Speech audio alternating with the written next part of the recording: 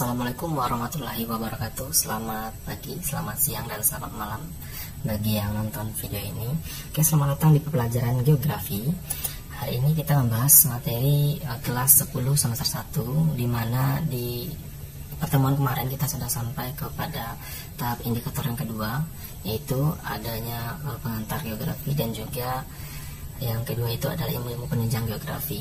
Nah, untuk kali ini kita akan membahas materi ada beberapa indikator yang akan kita bahas. Yang pertama, indikator objek studi geografi. Yang kedua, pendekatan geografi. Yang ketiga, prinsip geografi. Yang keempat, aspek geografi. Dan yang kelima, konsep geografi. Oke, untuk materinya. Oke, yang pertama, materi objek kajian geografi. Nah, kalian kan susah nih untuk melihat atau membaca buku secara secara sehingga materi kalian ataupun yang kalian pahami kurang jelas. Ini sudah saya buat bentuk ringkasan ataupun bentuk 3 poin dari materi yang sudah kalian baca di buku paket tentunya. Nah, di objek kajian geografi ini ada 2 kajiannya, terbagi menjadi 2 ya. Yang pertama ada material, yang kedua ada formal. Nah, apa beda antara objek material dengan objek formal? Bisa kita bahas hari ini juga. Yang pertama kita bahas dulu objek material. Nah, objek material ini dia menyangkut tentang fenomena geosfer. Nah, apa itu geosfer? Geosfer itu terbagi menjadi 5. Yang pertama ada litosfer namanya, yang kedua ada atmosfer, yang ketiga ada hidrosfer, yang keempat ada biosfer, dan yang kelima ada antroposfer. Apa itu litosfer? Itu yang membahas tentang struktur tanah atau lapisan permukaan bumi yang kita injak sampai kedalaman kurang lebih 1.200 km. Yang kedua itu ada atmosfer. Atmosfer ini adalah lapisan yang kita hirup sampai ke 800 km ke atas permukaan permukaan bumi. Yang ketiga itu ada hidrosfer. Hidrosfer itu adalah siklus air atau air, membahas tentang air. Yang keempat ada biosfer, itu ada flora dan faunanya. Dan yang kelima itu adalah antroposfer, itu adalah manusia. Nah, jadi objek kajian material ini membahas atau mencakup dalam fenomena geosfer. Nah, sedangkan untuk objek formal itu dia membahas tentang cara pandang yang dituangkan dalam konsep geografi. Nah, jadi yang menjadi objek bukanlah benda ataupun material, tetapi adalah fenomena keruangan. Jadi yang dibahas itu fenomena keruangannya, bukan fenomena geosfernya. Kita lanjut ke prinsip-prinsip geografi. Nah, prinsip terbagi menjadi 4. Yang pertama, prinsip persebaran. Nah, prinsip persebaran ini bisa juga kita kasih juga nama distribusi. Ada yang memakai kata distribusi, ada yang memakai kata persebaran. Jadi nanti kalian cek kembali, mungkin ada versi buku yang satu mengatakan adalah prinsip persebaran, buku yang satu lagi mengatakan distribusi, bahwa mereka berdua itu sama, baik persebaran maupun distribusi itu sama. Nah, yang kedua itu ada prinsip interrelasi. Nah, yang ketiga ada prinsip deskripsi, dan yang keempat ada prinsip korologi. Nah, atau juga disebut juga dengan prinsip keruangan. Nah, dari keempat ini kita sangat mudah menentukannya, bagaimana cara membedakannya. Yang pertama kita membahas persebaran atau distribusi.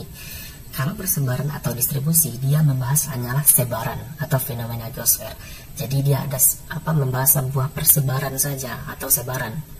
Misalnya sebaran penduduk, atau membahas tentang persebaran penduduk. Kenapa penduduk Kalimantan jumlahnya sekian? Nah, kenapa penduduk Pulau Sumatera sekian? Nah, berarti sudah masuk ke dalam prinsip-prinsip persebaran atau distribusi. Yang kedua, interrelasi. Nah, kalau interrelasi ini sangat gampang juga untuk memahaminya. Tentu dengan cara hubungan saling keterkaitan satu gejala dengan gejala yang lain. Berarti ada hubungan timbal balik. Kalau ada hubungan timbal balik dalam sebuah deskripsi soal, maka cukup kalian pilih saja langsung, itu adalah prinsip interrelasi. Yang ketiga ada prinsip deskripsi. Nah, cara membedakannya, kalau di prinsip deskripsi ini ada unsur-unsur gambaran, atau ada peta, atau ada diagram, grafik, tabel, ataupun gambar yang membicarakan tentang fakta. Ya, hanya ada di lapangan, fakta di lapangan saja. Misalnya seperti adanya data-data, misalnya terjadi sebuah gempa mengakibatkan sekian-sekian rumah roboh, ataupun 50 orang meninggal dunia, atau 11 orang itu luka-luka, atau 2 orang hilang. Itu sebuah data, maka bisa dikatakan bahwa itu adalah prinsip deskripsi. Oke, kita lanjut ke prinsip yang keempat, itu adalah kronologi. Kronologi ini memiliki karakteristik berbeda dengan region lainnya, atau membahas wilayah kecil sampai wilayah besar. Nah, ini prinsip kronologi atau sebut juga dengan prinsip keruangan ini mencakup ketiga aspek, yaitu ada persebaran di dalamnya, ada interlasi, dan ada deskripsi. Bagaimana membedakannya? Nantinya kalau ini semua itu termasuk dalam kronologi. Nah, ingat saja, dia membahas wilayah yang besar atau membahas wilayah yang kecil, lalu membahas wilayah yang besar, atau sebaliknya. Nah, misal dia membahas sebuah daerah pulau Sumatera, lalu dispesifikan ke Sumatera Barat, berarti itu termasuk ke dalam prinsip dari kronologi atau keruangan. Bisa dipahami semuanya? Kalau tidak bisa, kita diulang kembali nanti, di reply kembali nanti videonya. Oke, kita lanjut. Pendekatan geografi. Nah, dalam pendekatan geografi ada 3 pendekatan geografi. Yang pertama itu keruangan, atau disebut juga dengan spasial. Yang kedua ada kelingkungan atau ekologi. Yang ketiga ada kewilayahan atau regional. Nah, bagaimana cara membedakan ketiga aspek atau ketiga pendekatan ini? Sangat mudah sekali. Kalau untuk keruangan atau spasial, ini dia hanya membahas tentang bersifat alamiah, ya. Kalau kelingkungan itu interaksi manusia dengan lingkungannya. Sedangkan kewilayahan atau region itu dia membahas antar kaitan wilayah satu dengan wilayah yang lain. Maksudnya apa sih? Kurang ngerti. Oke, kita bahas kembali. Kalau keruangan atau spasial itu bersifat alamiah. Contohnya seperti apa? Contoh, saya contohkan satu. Beberapa bulan yang lalu terjadi gempa tektonik di PD Aceh Jaya. Setelah ditelusuri, berasal dari pergerakan patahan aktif sesar Semangko. Nah, berarti dia membahas hanya alamiah atau alam saja, atau fenomena alam, tidak ada campur manusia atau campur tangan manusia. Bisa dipahami? Pasti paham, pasti ya. Jadi keruangan atau spasial itu lebih kepada bersifat alamiah, tidak ada campur tangan manusia pun, sedikit pun. Lalu yang kedua itu kelingkungan atau ekologi. Nah, kalau kelingkungan atau ekologi itu interaksi manusia dan lingkungannya, berarti adanya aktivitas manusia. Kalau ada unsur aktivitas manusia, sudah pasti itu kelingkungan atau ekologi. Contohnya, banjir di Padang disebabkan oleh penggundulan hutan di daerah hulu. Nah, kenapa dibilang pendekatan kelingkungan atau ekologi? Dikarenakan adanya unsur manusia. Nah, unsur manusia ini di mana? Di pengundulan hutan. Siapa yang mengundulkan hutan? Tentu manusia. Sehingga bisa kita dapatkan atau kita tarik kesimpulannya bahwa konsep ataupun pendekatan dari kelingkungan termasuk dalam pendekatan kelingkungan gitu. Yang ketiga itu kewilayahan atau regional. Nah, kalau kewilayahan atau regional itu adalah kaitan wilayah satu dengan wilayah yang lain. Nah, sebenarnya pendekatan kewilayahan itu adalah gabungan antara pendekatan keruangan dan kelingkungan, sehingga menjadi sebuah pendekatan kewilayahan atau regional. Bagaimana cara membedakan pendekatan kewilayahan ini? Gampang sekali. Kan sudah saya bilang tadi kata kuncinya. Kata kuncinya adalah kaitan wilayah satu dan wilayah yang lain. Contohnya, banjir di Jakarta sepanjang tahun diakibatkan karena Jakarta daerah dataran rendah dan menjadi limpasan dari aliran air. 3 wilayah seperti Bogor, Tangerang, dan Bekasi. Nah, berarti dia membahas beberapa wilayah, maksudnya beberapa wilayah, dari wilayah satu ke wilayah yang lain. Nah, kenapa Jakarta ini memiliki, kenapa dia berpotensi banjir setiap tahun atau sepanjang tahun? Dikarenakan datarannya rendah, dan juga ada limpasan dari wilayah lain, contohnya seperti Bogor, Tangerang, dan Bekasi. Jadi si Jakarta ini tidak banjirnya itu tidak hanya karena dia sendiri saja, tapi ada pengaruh dari wilayah-wilayah lain, sehingga itu yang disebut dengan kaitan wilayah satu dengan wilayah yang lainnya. Makanya kalau ada konsep ataupun cerita-cerita ataupun soal seperti contoh ini, langsung saja jawab pendekatan kewilayahan. Oke, kita lanjut ke materi selanjutnya, aspek-aspek geografi. Nah, aspek geografi terbagi menjadi dua. Yang pertama itu fisik, aspek fisik. Yang kedua aspek sosial. Bagaimana cara membedakannya? Sangat gampang sekali. Kalau aspek fisik itu adalah peristiwa alam yang terjadi di permukaan bumi. Berarti hanya alam, tidak ada sangkut pautannya dengan manusia. Lalu yang kedua, kalau sosial itu hubungan dan pengaruh timbal balik antara penduduk dan keadaan alam. Nah, ini ada hubungan adanya interaksi manusia dengan alam. Nah, bisa dipahami ya beda antara aspek fisik dan aspek sosial. Nah, jikalau aspek fisik digabung menjadi aspek sosial sehingga terbentuklah yang namanya geografi regional. Paham? Insya Allah paham ya. Jadi nanti bedanya antara aspek fisik dengan aspek sosial, kalian harus bisa menjelaskan kalau aspek fisik itu dia peristiwa alam yang terjadi di permukaan bumi. Sedangkan kalau aspek sosial itu hubungan dan pengaruh timbal balik antara penduduk dan keadaan alam. Nah, kalau kita gabung antara aspek fisik dengan aspek sosial akan bentuk yang namanya geografi regional. Kita lanjut ke konsep geografi. Nah, konsep geografi ini sangat banyak sekali atau sangat panjang atau sangat apalah, sehingga kalian cukup rumit untuk menghafalnya, susah menghafalnya. Nah, jadi ini ada sebuah ide ataupun cara untuk bisa menghafal konsep dari geografi ini dengan singkatan Nike Kepo Jamila. Dengan adanya kata ini sehingga kita terpikirkan atau terekam. Boleh yang lain juga, kata-katanya juga boleh. Tapi ini menurut saya ini versi saya, Nike Kepo Jamila. Si Nike ini kepo sama Jamila gitu. Itu maksudnya. Jadi di sini nanti kita kita bagi kata-katanya, nanti kita akan uraikan satu persatu. Yang pertama NI. NI itu tuh nilai guna. Yang kedua itu ada K. K besar sama E itu keterjangkauan. K-nya lagi keterkaitan ruang, P pola, J jarak, M morfologi, I interaksi, L lokasi, dan A aglomerasi. Nah, bagaimana penjelasannya? Oke, selanjutnya kita kasih penjelasan. Yang pertama, kita membahas materi nilai guna. Kalau membahas nilai guna, itu suatu tempat yang memiliki potensi nilai guna. Contohnya, kalau konsep nilai guna. Kalau konsep nilai guna ini dia membahas suatu tempat itu mempunyai khas sendiri. Contoh, kita contohkan ya, seperti dataran tinggi. Dataran tinggi itu cocok untuk buat apa? Tumbuhan. Apakah untuk berladang atau bagaimana, atau berkebun? Itu bisa termasuk dalam nilai guna. Oke, bisa dipahami. Untuk keterjangkauan lagi ya. Kalau keterjangkauan itu adalah accessibility. Accessibility.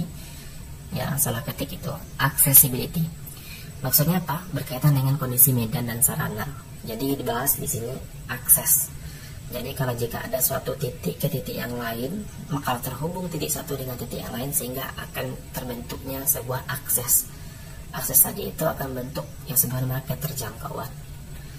Nah, yang ketiga, keterkaitan ruang. Nah, kalau keterkaitan ruang ini dia membahas tentang objek tidak pernah lepas dari suatu tempat itu sendiri. Maksudnya apa? Kita contohkan sebuah binatang yang bernama penguin.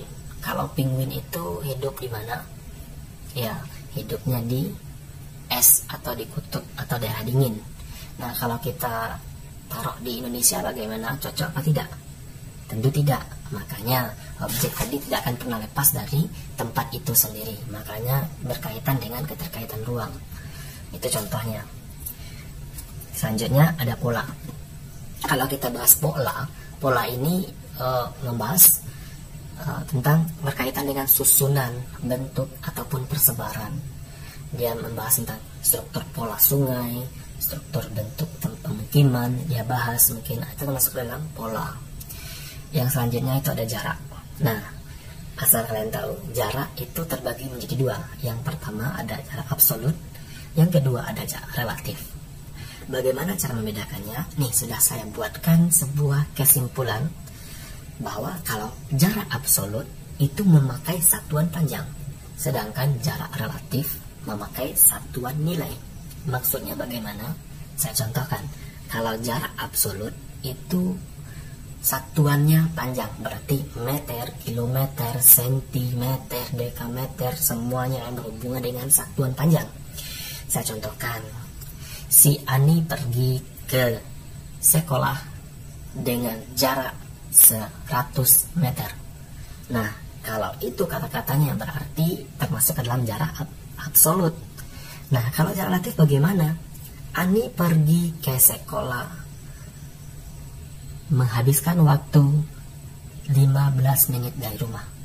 Berarti itu termasuk ke dalam jarak relatif. Oke? Bisa dipahami mungkin ya? Mudah-mudahan bisa ya. Kita lanjut ke konsep selanjutnya, yaitu konsep morfologi. Nah, konsep morfologi itu adalah bentang alam di permukaan bumi. Jika dia membahas sebuah bentang alam di permukaan bumi, baik tinggi, rendah, ataupun terjal atau bagaimanapun permukaan bumi ini, sudah jelas itu morfologi ya. Jadi bentang alam yang ada di permukaan bumi, semua permukaan bumi jadi bahasnya itu sudah pasti masuk ke dalam morfologi konsepnya. Konsep selanjutnya adalah konsep interaksi atau interaksi ya. Konsep interaksi ini peristiwa yang saling mempengaruhi antara objek dengan tempat. Jadi tidak akan pernah terjadinya sebuah timbal balik yang pasti ya. Jadi interaksi dan ada timbal balik sehingga membentuk sebuah peristiwa yang baru. Selanjutnya lokasi. Lokasi juga memiliki dua bagian, ada lokasi absolut dan ada lokasi relatif. Cara membedakannya juga gampang. Kalau lokasi absolut itu berdasarkan letak astronomis atau lintang bujur. Sedangkan lokasi relatif itu letak sekitarnya. Maksudnya apa? Sama dengan letak geografis.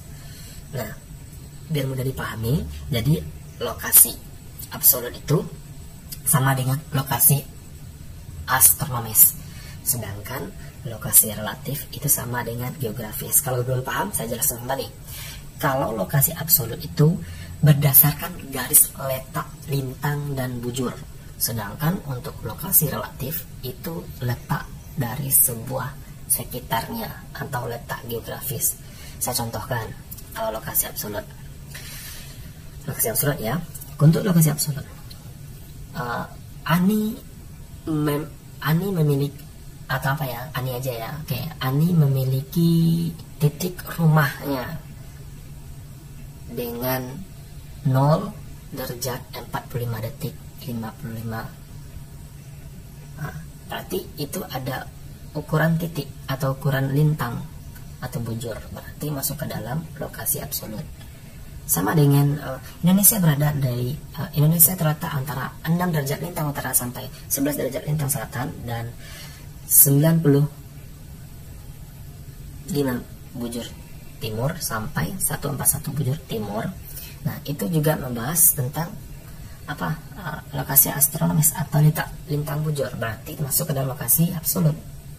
Sedangkan untuk relatif itu dia membahas tentang letak geografisnya. Jadi Indonesia terletak di antara 2 benua dan 2 samudra. Atau rumah Ani berada di pasar raya dengan pasar gitu. Sehingga dia jadi bedanya antara relatif dan astronomis itu sudah paham ya. Jadi nggak perlu lagi saya jelaskan kembali karena sudah paham mungkin. Nah, yang terakhir itu ada aglomerasi. Nah, aglomerasi itu apa? Itu ada sebuah pengelompokan. Nah, kenapa saya bilang pengelompokan? Jika ada nanti soal-soal yang membahas tentang sebuah pengelompokan, itu sudah pasti itu termasuk ke dalam konsep aglomerasi.